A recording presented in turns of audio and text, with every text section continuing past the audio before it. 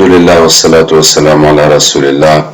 سبحانك لا علم لنا إلا ما علمتنا إنك أنت العليم الحكيم ولا فهم لنا إلا ما فهمتنا إنك أنت الجواد الكريم. Dear brothers and sisters, this is some advice on how to use our time. Actually, I have some difficulty with this subject because since I'm small, I have a phobia. I am afraid to reach the end of my life and to regret that I have not done what I could have done. So since I'm very small, I am working and trying to gain time as much as possible. For example, when I go to school, so I will try to walk as fast as possible, making big steps and making steps faster and faster as if I was running all the way to school. And that is the way I got used to walk up to now. So I cannot bear to walk slowly. I have to walk as fast as I can.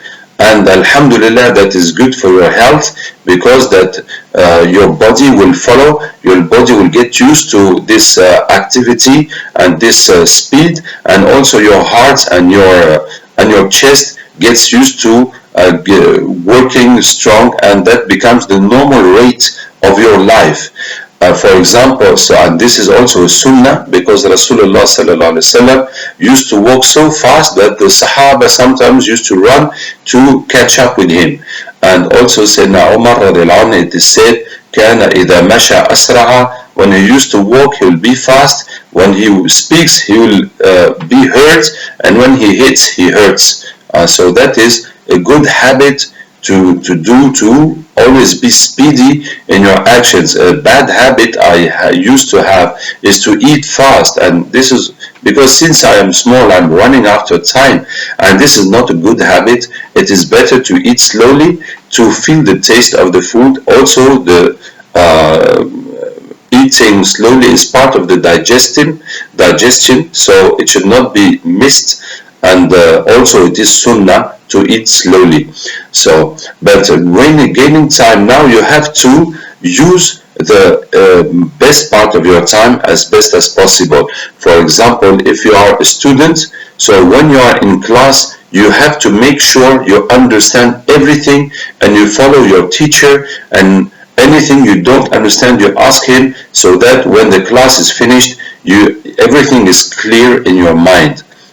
So any main activity you are doing, you have to be fully present so that you do it completely, and once it has been done, you have the full benefit of it, and you don't need to come back and to repeat and to complete and to ask people what was this, how was that, or go to do some more work because you have missed part of your work. So that is the first thing. And after that, you have to do all the tasks that can complete your work. For example, if you are a student, as soon as you go out of classroom, you are going to do everything that all the teachers have asked you to do, and try every day to have finished all your homework and to be totally free. That is the best way of handling your time. As soon as you are out of class, you go do everything that you are asked to do, so that when you go to sleep in the night, there's nothing left that you haven't done yet. Same thing if it is your job, anything you can do to complete your job or to get more knowledge or to prepare tomorrow's job, so you do it. That is the first thing you are going to do. And then for religious activities, it is the same. As soon as you finish your religious activities, now you can spend this time to learn, to teach, to preach, to visit, to do any good deeds. So for example, I'll give you my example about learning. So Alhamdulillah, I learned Quran. I'm Hafiz, Alhamdulillah. I learned Quran on my own, and it took me 16 years to learn. From the first day someone told me, well, go learn this surah, I took the Quran, I started learning. Alhamdulillah, I never stopped until I finished Quran. So I never have given time for Quran. I never have been somewhere or leaving my activities to give this time specially to learn Quran, but I will always learn on dead times. That means if I'm with people and they're discussing something that is useless, that I don't see any interest, I'll just move out and go in my corner and take my mushaf and learn my Quran. if I cannot change the subject into something good, positive, constructive. The most Quran I have learned is in transport. When I'm in bus, in train, in plane, in any kind of transport, I will always have my Quran with me and I will learn. Now to revise the Quran, it is in Nafila and Farz if I'm praying alone. So whenever I'm going to pray, I will read the next part of my Quran until I finish it. So that way, whatever I learn, I don't need to care about it anymore, because I'm going to make it turn in my salat, in my prayers, and it will not be forgotten. You see, and that takes us also closer to the Sunnah of Prophet ﷺ and Sahaba, who used to learn, who used to recite the whole of Quran in their night prayers all year long, the way we do Taraweeh in Ramadan.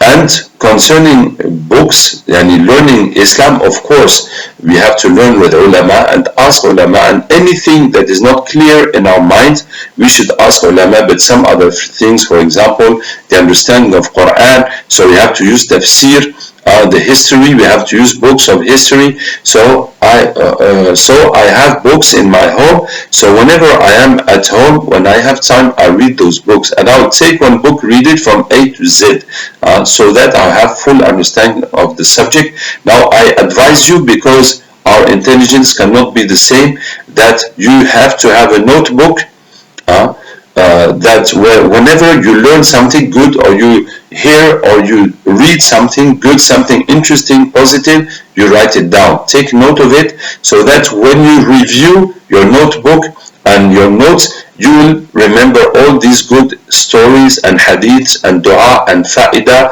anything that is interesting, that is positive, that can help you, that can help also people, so it will come back into your mind. And also by preaching it, by repeating it every time, inshallah, it will not leave your mind. So concerning time, now the time also you spend at home, you have to give that time to your family, as said Aisha radiallahu anha, that Rasulullah sallallahu alaihi wasallam, when he was at home, he was in the service, he was serving his family.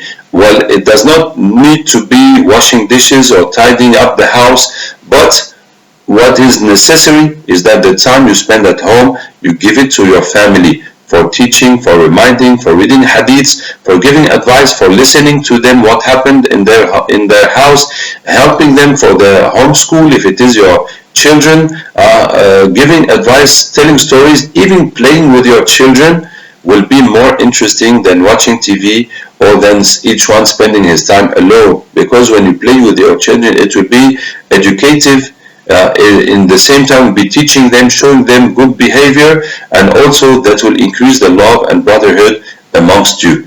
And of course, if there's no children, if it is with your wife, spend the maximum time of taking benefit of this halal Allah Ta'ala has given you, instead of wasting your time in front of TV, because the shaitan makes effort for us to go to haram, and he also makes effort for us to leave your halal. So you have your wife here and you are wasting your time. No, go spend good time with your wife, to have plenty of fun and pleasure with her. It is better than wasting your time in other things.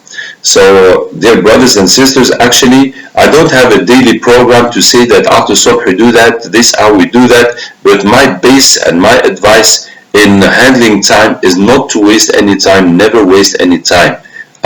Don't spend time wasting. If there's good things you can do, you can learn, at least, if it is not that, at least learn Quran, learn things, worship Allah Ta'ala. You have a spiritual program in my book, the spiritual program, how to make your dhikr a tool of increasing iman, how to get concentration in salat, so that this salat will teach you ihsan, to worship Allah as if Allah is watching you. So if you have spare time, you can input and make effort to improve your relation with Allah Ta'ala.